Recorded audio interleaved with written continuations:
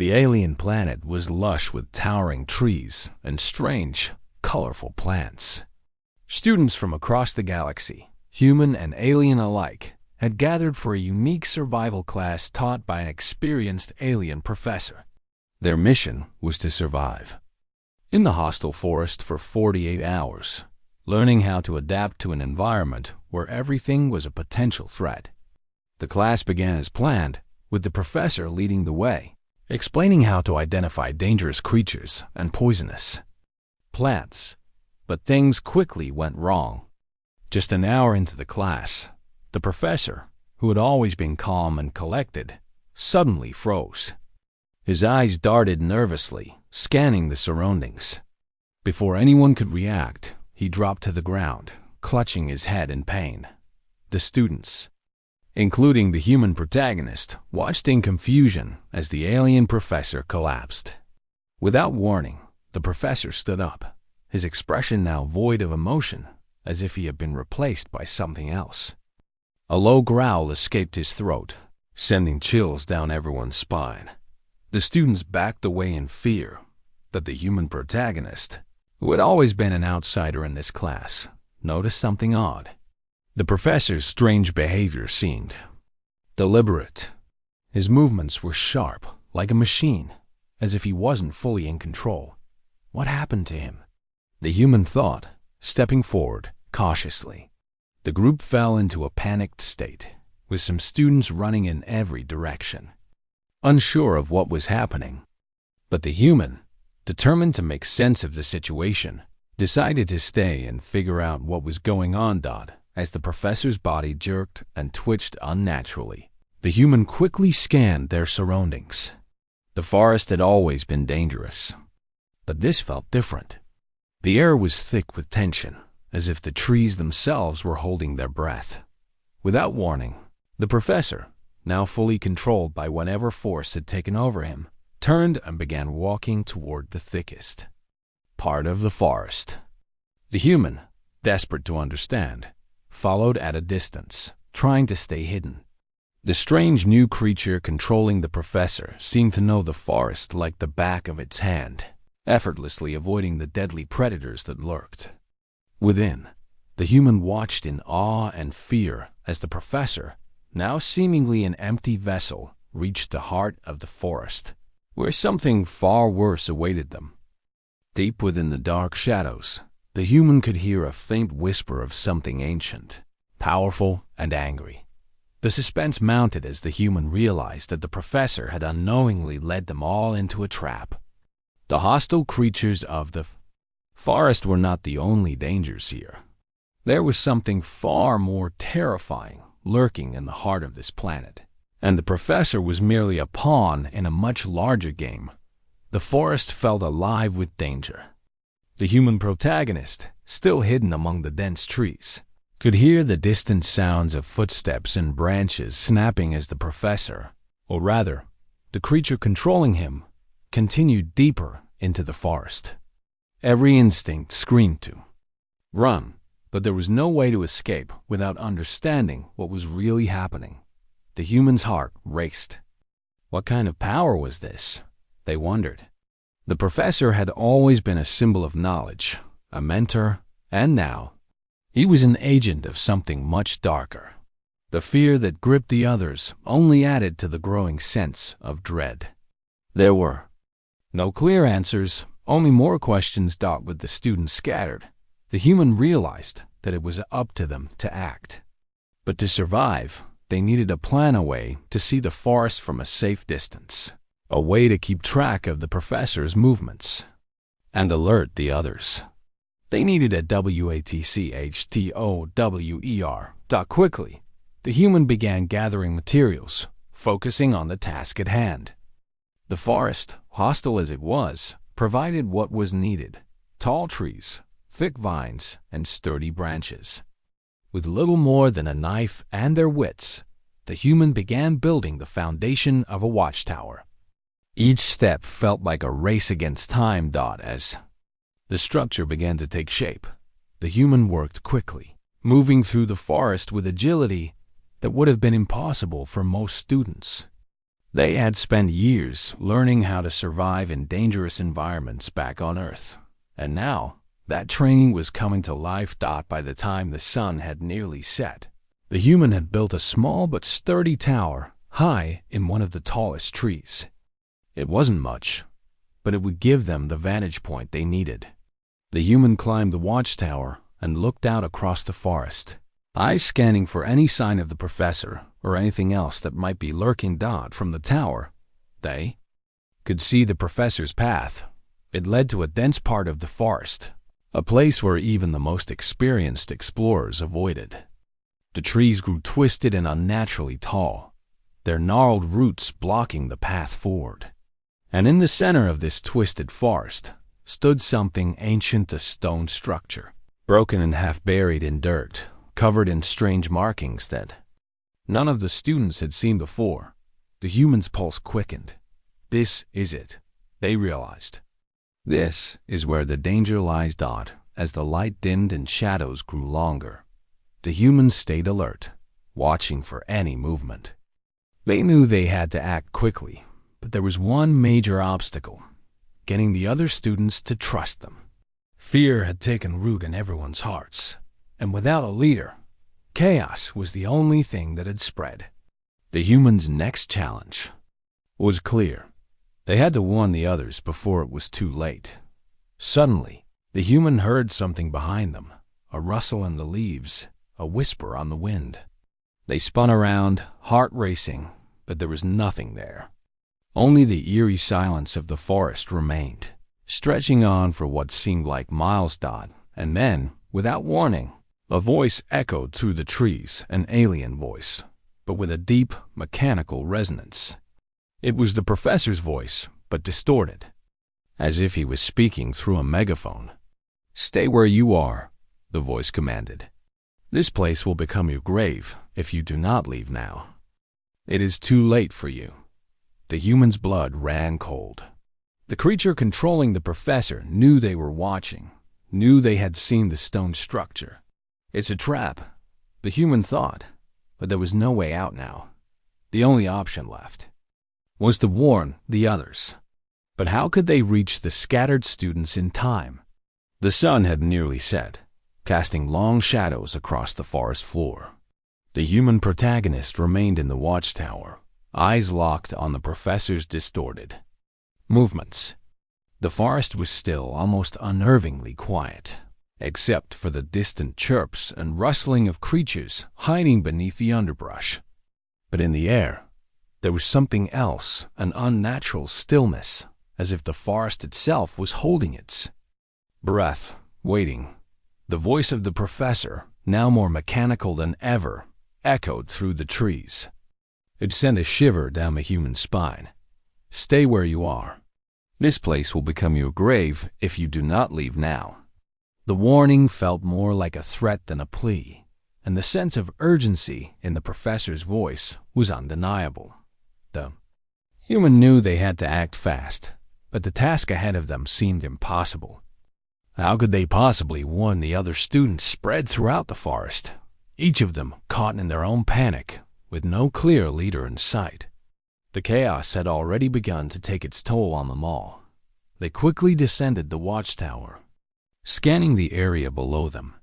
The darkness of the forest was closing in, but the humans' instincts told them that time was running out. "I have to find the others," they thought. With the professor's voice still echoing in their mind, the human rushed into the forest. They had to be cautious, moving quietly through the dense undergrowth, but every step felt like it carried them closer to something far worse.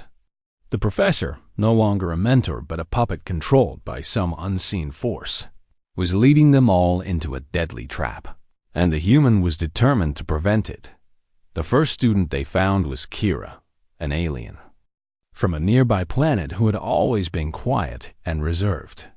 She had been one of the few who hadn't panicked earlier, and now, as the human approached her, she was sitting on a large rock, her face pale but determined. "Kira," the human whispered urgently, crouching beside her. "We need to move now." The professor, he's not himself. Something is controlling him, and it's leading us into danger. Kira looked up slowly, her eyes filled with confusion. She had always been skeptical of the human survival skills, but there was something in their voice that made her hesitate. "You're not serious, are you?" Kira asked, her voice shaking. "You saw him collapse. He's in pain. He can't be." "No," the human cut her off. "He's not in pain. He's being controlled. I saw it in his eyes. Whatever's out there, whatever's manipulating him, is dangerous. We need to warn the others and get out of here." Kira hesitated, but after a long pause, she nodded. "I trust you. What do we do?" "Stay close," the human said, standing and motioning for her to follow. "We need to find the others before it's too late." Together, the human and Kira moved deeper into the forest, the night growing darker with every step. The air was thick with tension, and the distant sounds of the professor's voice only seemed to grow louder. The human's heart pounded in their chest, each step taking them closer to the heart of the forest, where the truth awaited them. As they moved forward, they heard another rustle in the trees. This time, it wasn't the wind. The human quickly held up a hand, signaling Kira to stop. They waited, the seconds stretching out like hours. Out of the shadows emerged another student. Talos, an alien with sharp eyes and a calm demeanor. He had always been one of the most capable students in the class, but now his face was clouded with worry. "I heard you talking," Talos said, his voice low. "What's going on? Why is everyone running?" The human exchanged a glance with Kira. "It's the professor," they said urgently. "Something's controlling him, and he's leading us straight into danger. We need to find the others and get out of here before it's too late." Talos frowned, clearly unsure. "The professor? He's always been reliable. Maybe he's just sick or—" "No," the human insisted, shaking their head. "It's not like that. I saw it. Whatever's controlling him isn't just making him act strange. It's guiding him, pushing him to lead us into a trap." There was a long pause, and then Talos sighed. "I believe you. But how do we get everyone together? We're scattered all over the forest, and there's no way to communicate." "We make a signal," the human said quickly, the gears in their mind turning. "We need to build a large fire, something that can be seen from all sides of the forest. It's the only way to get everyone to gather before it's too late." Talos nodded, his expression hardening with determination. "Let's do it." The three of them moved quickly, gathering dry wood and tinder from the forest floor. The human worked faster than the others, their experience with survival techniques giving them an edge. Soon, a large pile of wood was stacked high, ready to be ignited. But just as they were about to light the fire, the ground trembled beneath their feet. The forest seemed to shake with an unnatural force, and a low, guttural growl echoed through the trees. The sound sent a chill through the human's body, and they knew instantly that something was very wrong. The professor's voice, distorted and robotic, came through the air once again. "You cannot escape. This forest is alive, and it will claim you all." The human froze, their blood running cold. This was worse than they had thought. "We have to light it now," the human urged. "Hurry." Kira and Talos scrambled to help, and with a final push, the fire was set ablaze. The flames shot up into the sky, their orange glow lighting up the darkened forest. The human stood back, watching the fire with a sense of urgency. It was their last hope of bringing the others together before the forest claimed them all. But even as the fire blazed brightly, the human could see something moving in the distance. Shapes, large and shadowy, moving closer. They were being watch-tracked. The human's stomach twisted in fear. They weren't alone. Suddenly, the professor appeared in the distance, his figure shadowed by the flames. But there was something different about him now. His movements were jerky, controlled by something far darker. And in the air, there was an oppressive feeling, like a weight pressing down on them all. The humans' eyes widened as they saw the professor's silhouette shift, as if something large and sinister was taking shape around him. The fire flickered, casting strange, eerie shadows across the landscape. The danger was closer than ever. The fire burned brightly, sending orange sparks into the night air, but the warmth it offered was fleeting. The humans stood in front of the flames, watching as the twisted shadows moved ever closer. There was no mistaking it now. The forest was alive. The professor, under the control of something far more sinister, was drawing them all into its grasp, and the human could feel the very air shifting with the force of it. As the human's heart pounded, their thoughts raced. What's happening here? What is controlling the professor? They glanced at Kira and Thylos, who were both staring at the growing shadows with wide eyes, their faces filled with fear. Thylos was the first to speak, his voice low but urgent. We need to get to the others. The fire will attract them, but it will also attract whatever is out there. We don't have much time. The human nodded, already calculating their next move. Stay close. Once we've gathered everyone, we move. We don't stop, no matter what. Kira's voice trembled slightly. What if we can't outrun it?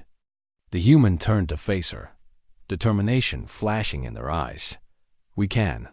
We have to. We'll find a way out, together. But just as they were about to move, the ground beneath their feet shook violently. The tremor sent them stumbling, and the fire flickered, its light dimming as if the forest itself was fighting to snuff it out. In the distance, the growls and howls grew louder, filling the air with an unnatural, menacing rhythm. The human could see movement shapes slithering and darting in the shadows. They were surrounded. We need to go now, the human said sharply, grabbing Kira's arm and pulling her toward the edge of the firelight. But just as they turned to move, a voice cut through the night. It was the professor's voice again, distorted and full of venom. Turn back, children, the voice commanded, its tone like ice. The forest does not welcome you. You cannot escape its grip. The human's heart skipped a beat.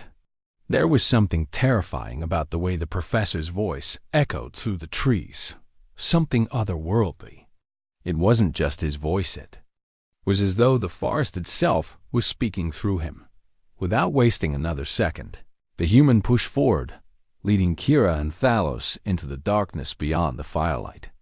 The sounds of the forest grew louder with every step, and the air was thick with a palpable sense of danger. They had to keep moving, but it was becoming increasingly difficult to keep track of their surroundings as they moved deeper into the synthesis. Forest. The shadows seemed to shift and grow. The trees creaked and groaned, their gnarled roots rising from the earth like twisted fingers reaching out to grab them. The human's instincts screamed that they were being hunted, but by what? They couldn't yet understand. Do you hear that? Thalos whispered, his voice tight with fear. The human nodded, their senses on high alert. The sound was faint at first, but then it became unmistakable. A low, growling hiss that seemed to come from everywhere at once. It wasn't the wind, it was the forest, or whatever was controlling it, sending a warning. We need to find shelter, the human said urgently, scanning their surroundings for any sign of safety. But there was nothing, just a dark, oppressive forest closing in around them. Suddenly, the air grew colder. The humans shivered as they noticed a subtle shift in the atmosphere. It felt as if the forest was drawing in the life around them, absorbing it. Even the stars above seemed dimmer, as if the very sky was being smothered by the darkness of the forest. And then it came, the first of the creatures. The human barely had time to react before a massive, shadowy figure lunged from the darkness. Its eyes were glowing with an unnatural light, and its claws gleamed like razor-sharp daggers. The human barely managed to dodge, feeling the wind from the creature's massive body rush past them. Run! The human shouted to Kira and Thalos, but the creature was already on them, blocking their path. Thalos was the first to react, drawing his weapon, a long, jagged blade forged from a rare metal, native to his homeworld. With a growl, he lunged at the creature, but the beast was faster, swiping its claws in a deadly arc. The human didn't hesitate. They grabbed Kira and pulled her away from the fight, urging her to keep moving.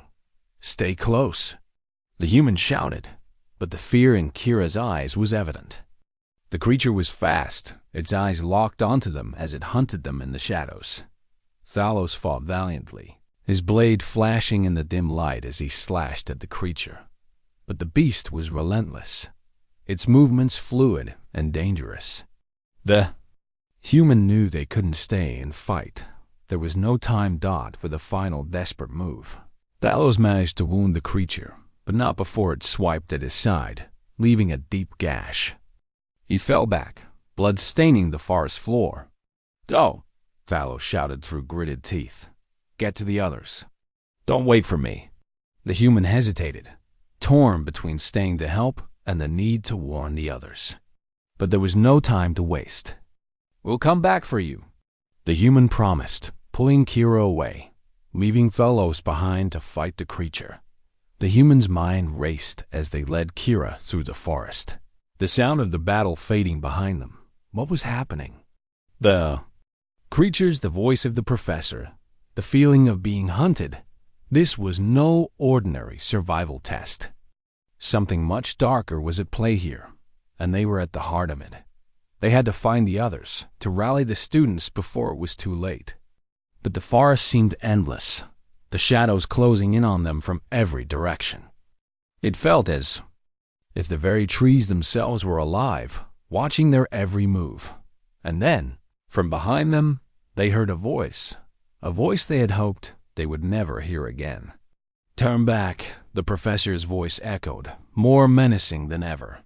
"You cannot escape the forest's wrath." The human froze, their heart pounding. They knew then that there was no escaping this place. Not unless they uncovered the truth behind the professor's possession and the sinister force controlling the forest. The forest was closing in. The shadows that stretched between the trees seemed to be alive, creeping toward them, breathing with a life of their own. The human, still clutching Kira's arm, moved through the dense underbrush as quickly as they dared. Their heart hammered in their chest, and their mind was racing. Every crack of a branch, every whisper of movement in the trees made them jump, their every instinct screaming at them to run. But there was nowhere to run. The forest had them now. "We need to get to the others," the human muttered under their breath, their voice tight with urgency. Kira, walking just behind them, was visibly shaken, her usual confidence shattered by the horrors of the forest. But how? "We don't know where anyone is, and the professor," the human cut her off. "The professor is not the professor anymore. Whatever's controlling him is using him to draw us into this place. If we don't stop it, we're all going to die." Kira's face paled. "Then what do we do?" The humans stopped in their tracks, eyes scanning the forest. The voices, no, the whispers had started again. They could hear them now, clear as day, moving through the trees, calling to them. The human turned slowly, but there was nothing there. Only the oppressive weight of the night and the forest that seemed to want them gone. "We find the source," the human said, their voice low and determined. "We find whatever's controlling the professor, and we end this. Together." Kira nodded, her face set in grim determination. "I'm with you." They pressed on, moving deeper into the heart of the forest. The darkness around them seemed to grow thicker, swallowing up the light from their small, flickering fire. The air was cold now, almost unnatural. Every breath felt heavy, as if the very atmosphere was thick with malice. The sounds of the forest, once calming, now felt like the cries of some unseen predator lurking just beyond their vision. Suddenly, the human froze. Kira nearly bumped into them, her eyes wide in confusion. "What is it?" she whispered. The human held up a hand, signaling for silence. There it was again, the professor's voice, distorted and unnatural, echoing through the trees. It was close now, far too close. "Turn back," the voice rasped. "This is the forest's domain. You cannot leave." The human's grip on Kira tightened. They weren't just hearing the professor's voice. They were hearing something else, something older, something that had been buried beneath the surface of this planet for eons. The voice was part of the forest, part of whatever dark force had taken control of the professor. The humans shook their head, pushing forward. "We can't turn back. Not now. We have to find the source of all this." But as they moved deeper, the air grew heavier. The trees around them seemed to shift, as though they were alive, bending and twisting in unnatural ways. The ground beneath their feet became spongy, almost as though it were pulling them deeper into the earth. The human took a deep breath, trying to steady their nerves. They had faced danger before on Earth, in the wild, in the harshest environments. But this was different. This wasn't just a survival test. This was something else entirely. The professor, the creatures, the whispers, they were all part of a twisted puzzle that the human had to solve before it was too late. Ahead, the human saw a flicker of movement, something large, something unnatural. Their hearts skipped a beat. It was the professor, or what was left of him. He stood in a clearing, his body rigid, his eyes wide and blank. He wasn't looking at them, though. He was staring at something far beyond them, his expression locked in a trance. "Is that?" Kira whispered, her voice trembling.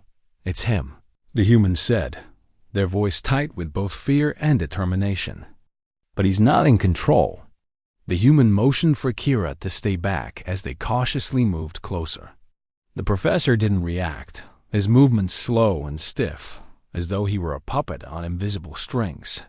The human could see the faintest hint of something darker in his eyes, something that was not his own. Then, the air grew colder still. A deep, guttural growl echoed from the forest, and a low, dark laughter followed. The ground trembled beneath their feet as the professor's voice grew louder. "You cannot escape," the voice said, the words more like a command than a warning. "The forest has claimed you. There is no way out." The human's blood ran cold. This was it. The forest wasn't just alive. It was a force, a living, breathing entity, and it was taking control of everything in its path. The professor turned, his movements jerky, like a machine malfunctioning. But as his eyes met the humans, there was a flicker of recognition, a brief moment of clarity before the darkness took over again. "I'm sorry," the professor whispered, his voice barely audible, before the darkness consumed him once more. His body stiffened and he turned, walking toward a large, looming structure in the center of the clearing. The human and Kira exchanged a glance. That structure, it had to be the source. Whatever was controlling the professor, whatever had twisted this forest into something so dangerous, was coming from that place. Without another word, the human began moving toward it, Kira close behind. The shadows seemed to part as they stepped into the clearing, but the atmosphere felt charged, as though the very air was holding its breath. And then they saw it, a massive stone structure, ancient and crumbling, covered in strange symbols that pulsed with an eerie glow. The human's mind raced as they approached. The structure was unlike anything they had ever seen before. It looked like an altar, an ancient alien altar, perhaps a place of worship or sacrifice. The symbols carved into the stone seemed to shift as the human looked at them, twisting and changing like living creatures. Whatever this place was, it was old, and it was powerful. The professor stood in front of the altar, his arms raised, as though he were offering himself to whatever force was controlling him. The human felt a cold, dark presence pressing in on them, as though the forest itself were watching them, waiting for them to make a move. "We have to stop this," the human whispered. But even as they spoke, the ground began to shake once more. The trees around them groaned, and the air grew thick with the smell of something burning. The professor's voice echoed again, but it wasn't just his voice this time. It was a chorus of voices, speaking in languages that the human couldn't understand. Their words filled with an ancient power that sent a chill down their spine. "You are too late," the voice boomed. "The forest is awake. It will consume you all." The humans stood frozen for a moment, their mind racing. This was it. This was the source of the darkness that had taken over the professor, and now it was coming for them all. The only question left was, could they stop it before it consumed everything? The air in the clearing felt thick with tension, suffocating the humans' every breath. The ancient structure before them pulsed with energy, its strange symbols glowing faintly as if alive. The professor stood motionless at the altar, his arms raised, his body stiff and controlled by whatever dark force had taken hold of him. Every instinct screamed at the human to run, to escape the growing presence of the forest, but there was no escape. Not without understanding what was really happening. Kira stood beside them, her eyes wide with fear. "What are we supposed to do now?" she whispered, her voice trembling. "This ... This thing. It's controlling him, and the forest is alive. It's like nothing we've ever faced before." The human didn't answer immediately, their eyes locked on the professor. His body jerked as though he was struggling against the force controlling him, his face contorting in pain for just a split second before his expression went blank again. The dark voice echoed once more, a chorus of whispers all layered together. "You cannot stop it," the voice hissed. "The forest has awoken, and it will take you all. The professor is the key, and now he is ours. You will all serve us." The human clenched their fists, pushing the rising panic back down. The forest, the professor, the strange structure, it was all connected, part of the same dark force that had trapped them here. They had to stop it, but how? "We need to destroy this place," the human finally said, turning to Kira with a look of resolve. "This altar is where the power is coming from. If we destroy it, maybe we can break the hold the forest has on the professor and the others." Kira's eyes widened. "How do we destroy it? It looks ancient. This thing has been here for ages." The humans shook their head. "I don't know, but we have to try. If we don't, we'll all be lost." The human's mind raced. They had learned how to survive in harsh environments, how to overcome impossible odds. But nothing had prepared them for something like this. This was no longer a simple survival test. This was something older, something much more dangerous. The professor, once a mentor, was now nothing more than a vessel for the dark force that controlled the forest. They were running out of time. Without another word, the humans stepped forward, moving toward the altar. Every step felt like an eternity, the very earth beneath their feet seemingly shifting with each movement. The professor stood unmoving, his blank eyes staring into the distance. But there was something in his posture that suggested he was aware of their presence, aware of their every move. The human felt the oppressive weight of the forest, pressing in on them, the darkness closing around them like a trap. But they didn't stop. They couldn't. The forest was alive, but they were alive too. And as long as they were still breathing, there was hope. The human reached the altar, their hands shaking slightly as they placed them on the cold, weathered stone. The symbols beneath their palms pulsed with a dark energy, and the air grew colder still, as if the forest was drawing in its final breath before consuming everything. Suddenly, the professor's voice broke through the silence again. It was no longer distorted, no longer mechanical. It was his voice, clear and full of sorrow. Double quotes. Please. The professor whispered, his voice barely audible. The human froze, looking at him. For a moment, the professor's eyes flickered with recognition, a faint trace of the person he had once been, but the darkness was too strong. His body jerked, and the light in his eyes vanished. Please. He repeated, his voice breaking. I'm not in control. The human felt a pang of sorrow. This wasn't his fault. The professor was just another victim of whatever dark force was manipulating them all. The human could see it now. He wasn't the enemy. The true enemy was the forest itself, and the force that had taken root deep within it. We'll save you, the human whispered, more to themselves than to the professor. They could feel the forest watching them, waiting for them to make a move, but they couldn't back down now. They had to keep going. Kira stepped forward, her voice filled with determination. How do we stop this? What can we do to destroy it? The human's gaze shifted to the glowing symbols beneath their hands. We need to break the connection. These symbols, whatever they are, they're what's holding the professor and this forest together. If we can disrupt the power, maybe we can stop it. Without hesitation, the human pulled out their knife, the blade gleaming in the faint light of the fire. They weren't sure what would happen, but they knew this was their only chance. They started carving into the stone, following the intricate patterns of the symbols. The moment the blade touched the stone, a sharp, crackling sound filled the air. The symbols seemed to resist, pushing back against the human's touch, but they didn't stop. They carved deeper, their movements quick but careful. Suddenly, the ground beneath them began to shake again, the tremor stronger this time. The air grew thick with an oppressive energy, and the human could hear the growling, the whispering. The forest was awakening. You cannot destroy us. The voice boomed, now sounding more like a chorus than a single entity. We are one with the forest. You cannot break the bond.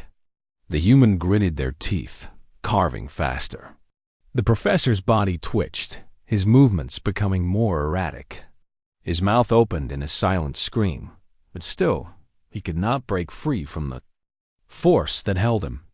The forest was closing in, the trees creaking, the shadows moving, but the human didn't stop. They carved deeper into the stone, cutting through the symbols with all their strength. With each strike, the pressure around them grew heavier, the forest roaring in anger. They were running out of time. Finally, with a final, desperate slash, the human broke through. There was a loud crack, and for a moment, everything went silent.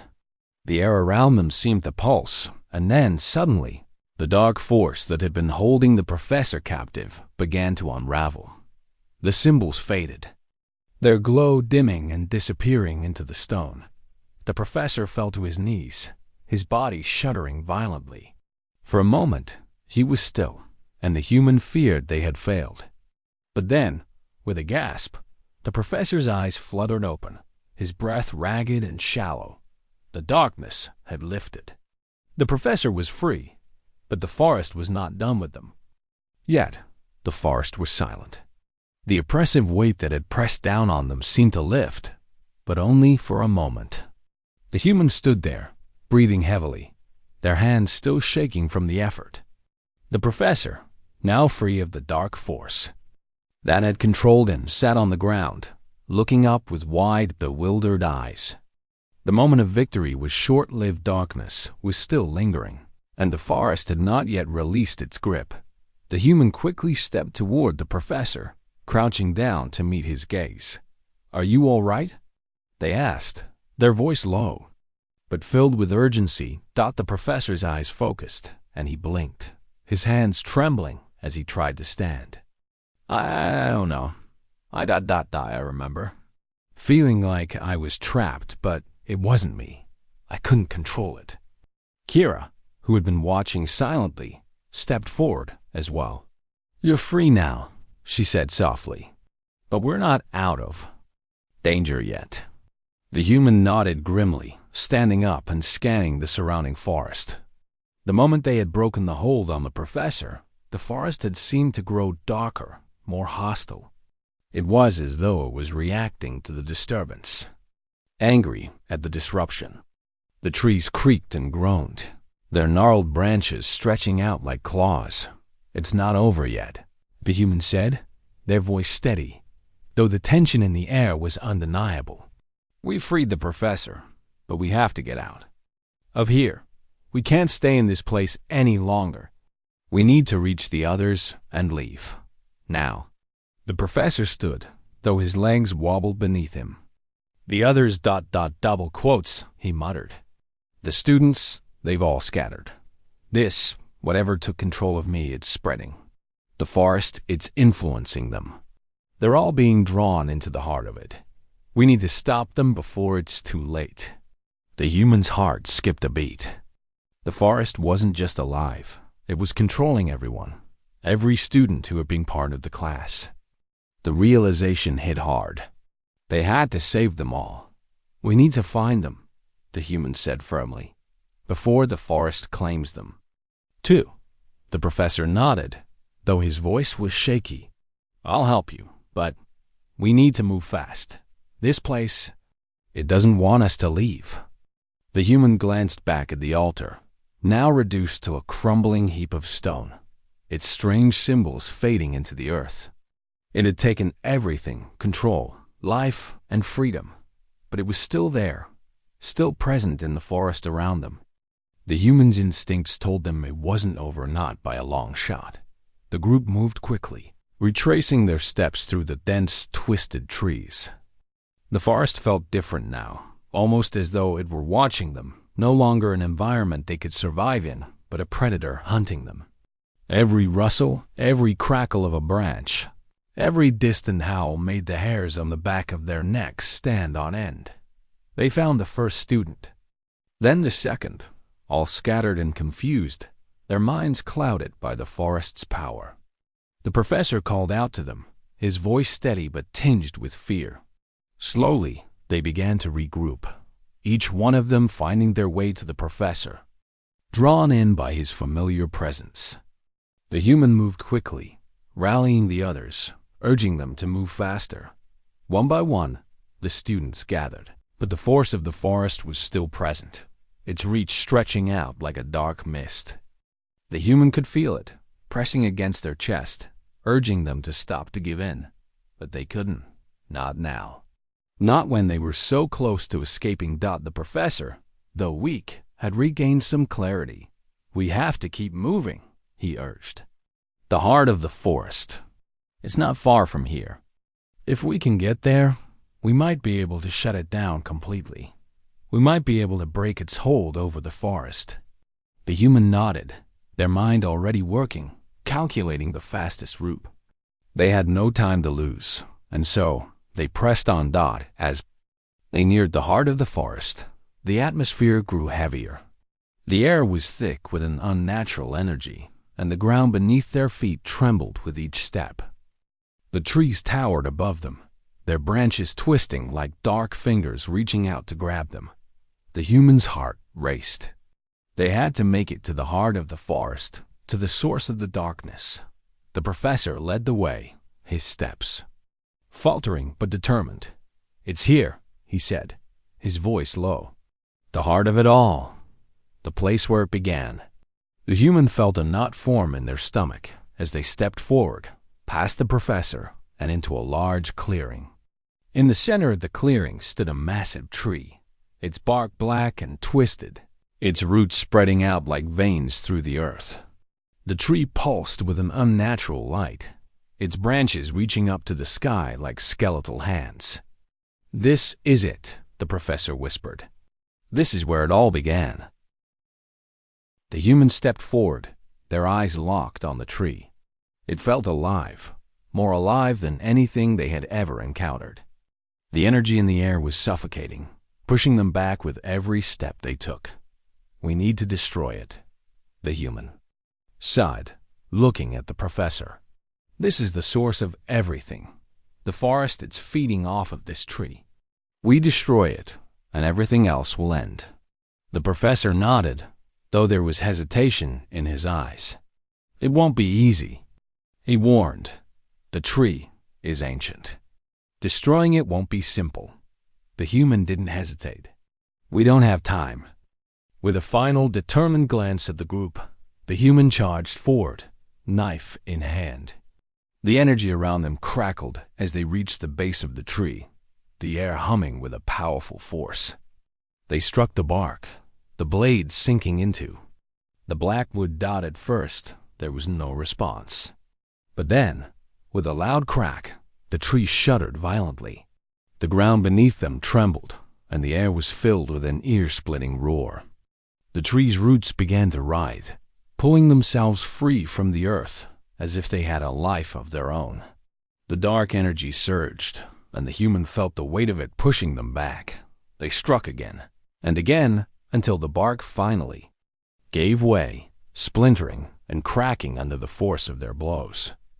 And then, with one final, deafening roar, the tree exploded, sending a shockwave through the forest. The dark energy that had been suffocating them faded in an instant, and the oppressive weight of the forest lifted. The human stumbled back. There, breath ragged as the smoke cleared. The air was still too still. For the first time in what felt like forever, the forest was silent. The professor, breathing heavily, looked around, a sense of relief washing over him. "It's over," he whispered. "We've won." But as the human looked around at the group, their eyes scanning the clearing, they couldn't shake the feeling that something was still watching them.